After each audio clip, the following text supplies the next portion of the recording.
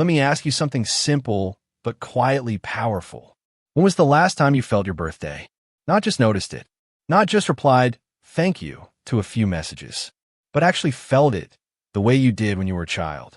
Back then, your birthday wasn't just a date. It was magic. Your heart used to race at the sight of balloons. You waited for cake like it held secrets. For one day, the world turned toward you, and that felt sacred. Now fast forward to adulthood. The same date comes and goes. You wake up. You check your phone. Maybe a few notifications. Maybe a call from your mom. And then life moves on. You tell people, "I don't really celebrate my birthday anymore." You say, "It's just another day." But is it really?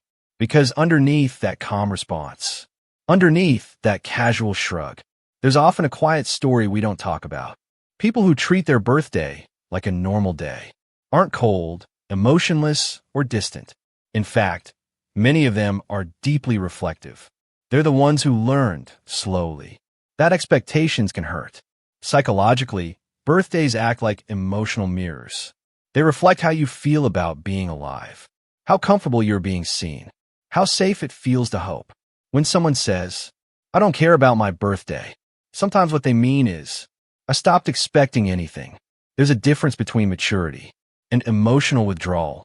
Some people genuinely grow out of birthday excitement, not because of sadness, but because they found peace in ordinary days.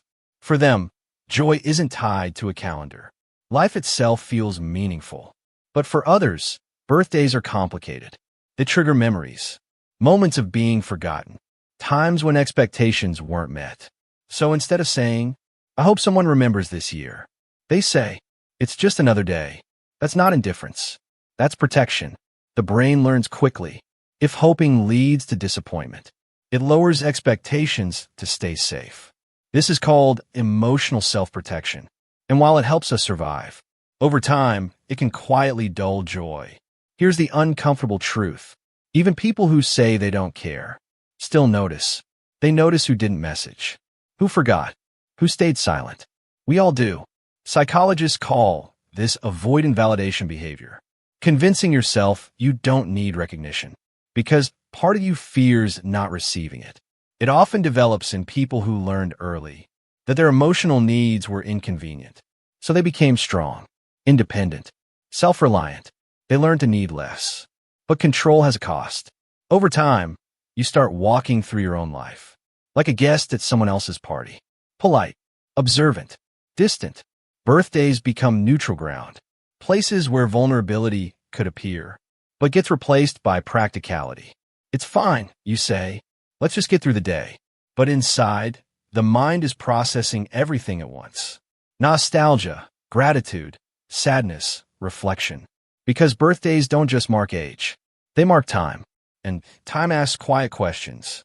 As children, birthdays were about the world seeing us. As adults, they become about seeing ourselves. Psychologists call this temporal self-awareness. The moment you compare who you were last year to who you are now, sometimes that gap feels uncomfortable. That's why birthdays can feel less like parties and more like mirrors. They reflect progress or pressure. So, some people blur the day into normal life, not because they don't care, but because they're processing privately. Growth doesn't always need an audience. Some people now celebrate quietly. A walk alone, a favorite meal, a day of reflection. It's not loud joy. It's soft alignment. Their values and actions finally match. And yet, even the strongest people carry a quiet hope that someone will remember without being reminded, that someone will see through the armor. That doesn't make them weak. It makes them human.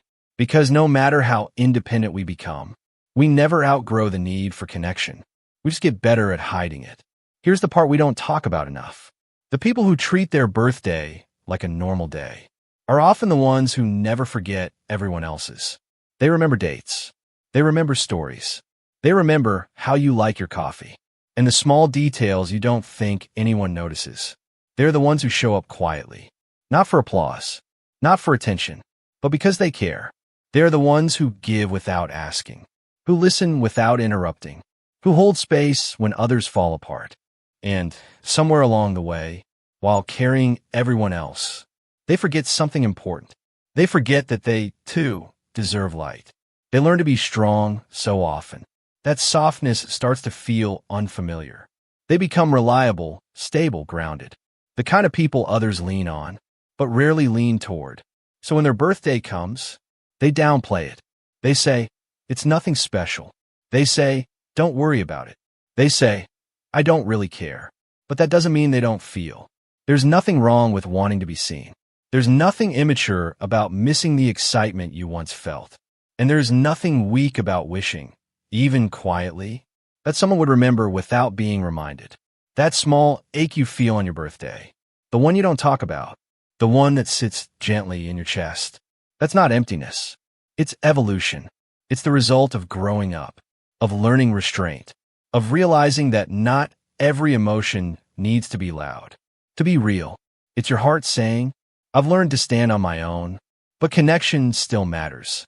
So if your birthday felt ordinary this year, maybe that's not something to fix. Maybe it's something to honor, because an ordinary day can still hold meaning. It can still carry reflection. It can still remind you how far you've come and how much you've survived. And if someone remembers, really remembers, let them send the message. Let them make the call. Let them say your name out loud. Let them remind you that your presence has weight, that your existence has left fingerprints on other people's lives, because you matter, not because of what you do for others, not because of how strong you are, but because you are here, even on ordinary days, especially on ordinary days. Celebration doesn't always need noise. It doesn't always need candles or crowds or posts online. Sometimes celebration looks like awareness, a pause in the middle of a busy life, a deep breath, a moment where you quietly acknowledge yourself. I made it through another year. I changed. I grew. I'm still here.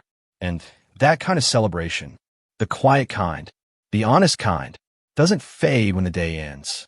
Whether your birthday passes loudly or silently, with people around you or alone in your thoughts, it still counts. Because the truest celebration isn't about how many people show up. It's about recognizing that your life, in all its complexity, is still unfolding. And that is always worth celebrating.